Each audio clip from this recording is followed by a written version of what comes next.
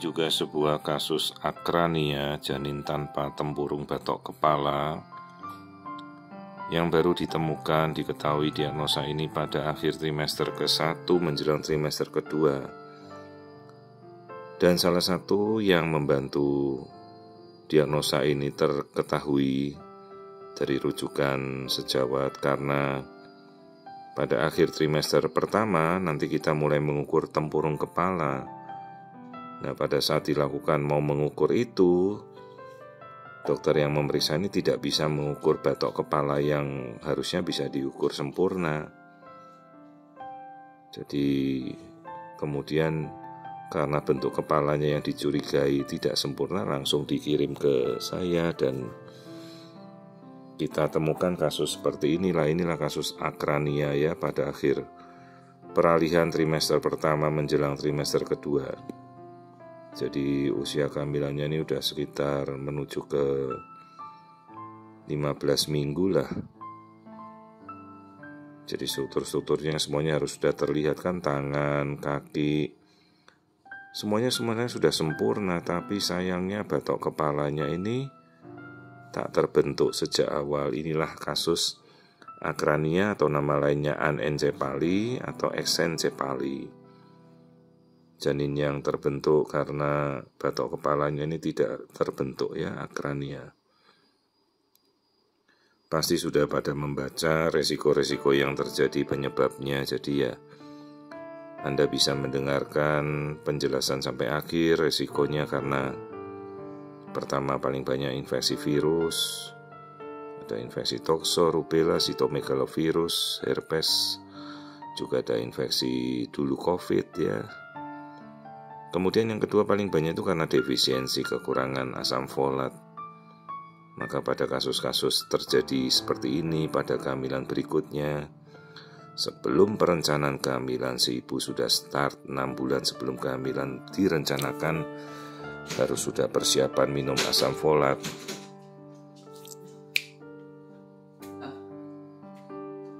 Nah, inilah kasus yang kita temukan namanya akrania. Ya, kondisi yang terjadi bayi tidak ada batok kepalanya dan dia di dalam kehamilannya ya masih bergerak, masih hidup. Hanya memang ini tidak kompatibel untuk suatu kehidupan ya, tidak mungkin bisa hidup. Kita tidak bisa memperbaiki lagi, tidak bisa memperbaiki otak karena otaknya kan sudah hancur. Jadi ya kita edukasi orang tuanya, kita berikan penjelasan. Ini adalah kondisi yang sedemikian buruk ya. Tapi ya nanti orang tuanya memutuskan apa, mereka memilih apa, apakah dia akan lahir sesuai batas waktunya, sesuai nanti saat lahirnya dia, bagaimana ya. Kita hormati keputusan orang tua. Ya, jadi ini suatu kasus akrania, bayi tanpa tempurung kepala. Jadi saat ini batok kepalanya kan tidak terbentuk, maka otaknya masih terlihat keluar dari rongga kepala itu. Tapi lama-lama nanti jaringan otaknya akan hancur, karena jaringan otak itu akan terpapar oleh cairan amnion dan hancur. Nah, ini sementara struktur kaki, tangan, semua jari-jarinya sudah terbentuk dan bayi kan sudah bergerak.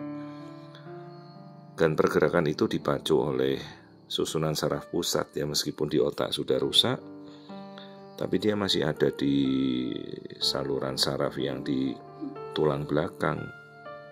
Jadi kalau tulang belakang dan otak itu adalah sistem saraf pusat pada kita. Ya, jadi ini kita lihat bagian kepalanya itu otaknya keluar. Ya, kasus akrania itu kasus yang sangat berat dan tidak kompatibel untuk suatu kehidupan apapun. Dan juga nanti perlu dipikirkan pada saat melahirkan, kapan. Karena kalau si ibunya menghendaki ini lahirkan sampai selahirnya dia, hati-hati nanti pada saat persalinan, misalnya kita rencanakan lahiran normal, karena kan tulang-tulang kepala yang tidak terbentuk itu seperti, bayangkan saja seperti gelas, pecahan gelas itu kan tajam ya, tulang keras itu bisa melukai jalan lahir lunak ibunya. Bayangkan jika melukai jalan lahir, yaitu robekannya kan babak belur ya. Jadi ini sekitar 13 minggu lah, menjelang ke 14 minggu ini trimester pertama menuju trimester kedua. Jadi perlu benar-benar dipahami, didiskusikan.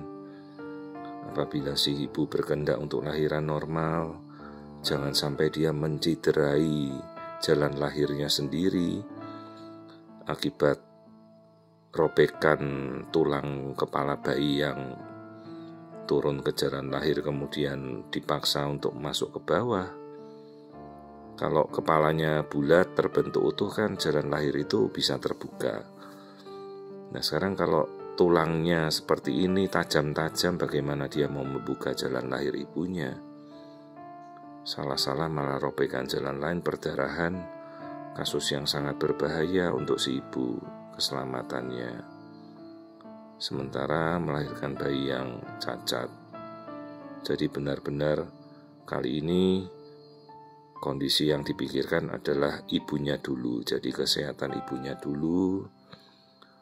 Dan rencana nanti persalinannya bagaimana. Karena ini selama dalam kandungan dia akan tetap bertahan. Bayi seperti ini dia masih tetap hidup karena tersambung masih dari tali pusatnya. Dan jenis-jenis akrania itu biasa luar biasa kuat bertahannya sampai akhir masa kehamilan. Jadi ini benar-benar perlu didiskusikan dengan orang tua dan rumah sakit nanti yang menangani. Rencananya persalinannya bagaimana ya. Untuk kasus akrania itu kasus yang sangat fatal, tidak mungkin untuk bisa hidup. Ya, nanti diputuskan nanti bagaimana kondisinya. Termasuk nanti resiko yang akan dihadapi si ibu apabila menunggu sampai persalinan cukup bulan ya. Karena juga perlu dipertimbangkan juga faktor psikis dari si ibu yang hamil 9 bulan kemudian mengandung anak yang cacat berat seperti ini ya, tidak ada tempurung kepalanya. Itu juga perlu dipikirkan ya, karena selalu dalam kondisi seperti ini di mana janin prognosisnya sudah sangat buruk, maka yang kita pikirkan terlebih dahulu adalah keselamatan ibunya ya. Janin anencefali itu bisa berulang lagi pada kehamilan berikutnya 1%, maka persiapan pada kehamilan berikutnya harus matang. Semua infeksi virusnya dilacak, dan asam folat anjurkanlah mulai dikonsumsi jauh-jauh hari.